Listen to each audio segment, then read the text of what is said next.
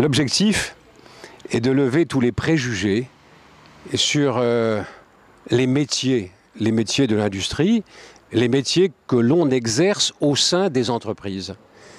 Je suis étonné quand je vais à la rencontre des jeunes. On a l'impression que l'entreprise n'entre pas dans le périmètre des espaces à l'intérieur desquels des jeunes pourraient s'engager et s'épanouir au travers de responsabilités professionnelles en exerçant un métier pour lequel on s'est préparé.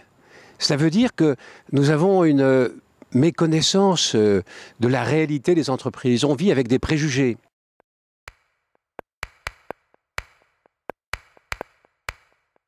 Alors ça suppose un effort de tous, des entreprises, pour qu'elles se fassent connaître, qu'elles ouvrent grandes les portes et les fenêtres, que l'on accueille des jeunes, des collégiens de 5e, de 4e, de 3e, pour qu'ils découvrent ce que sont les entreprises et la grande diversité des métiers.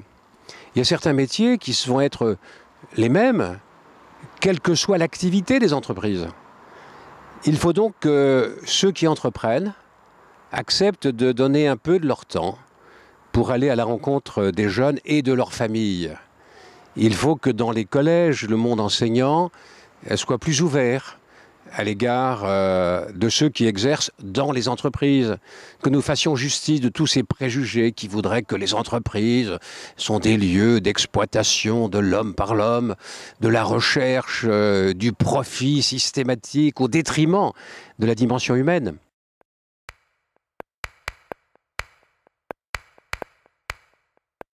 Je pense qu'il y a aujourd'hui une conscience de territoire.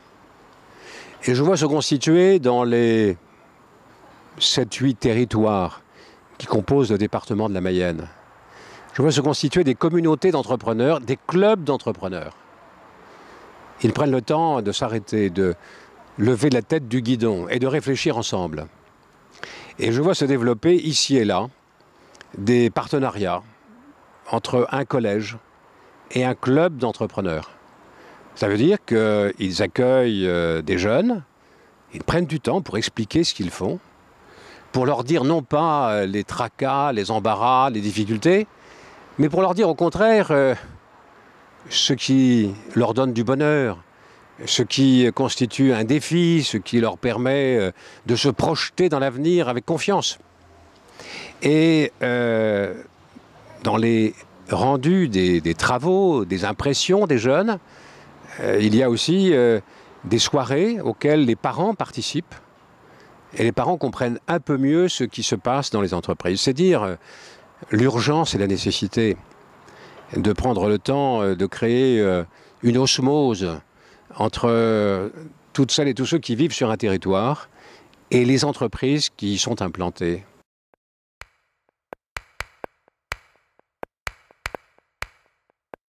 Je crois qu'à l'heure de la globalisation, de la mondialisation, on voit bien que les équilibres bougent très vite et combien un territoire peut se fragiliser soudainement. Il fut un temps où, quand on voyait son voisin en difficulté, on disait « tiens, il n'a pas de chance ». On comprend aujourd'hui que lorsque le voisin est en souffrance, s'il devait échouer, forcément c'est l'ensemble de la communauté qui s'affaiblit. Et donc il y a cette solidarité nouvelle, cette confiance du devoir mutuel de s'épauler, de s'entraider. Et je crois aussi que depuis les lois de 71 sur la formation professionnelle, où bien souvent il y avait une espèce de prévention des relations entre les salariés et les entrepreneurs, je crois qu'on est en train d'en sortir. Et dans la dignité, dans le respect mutuel. Donc ce qui compte, c'est le dialogue, la transparence, la confiance.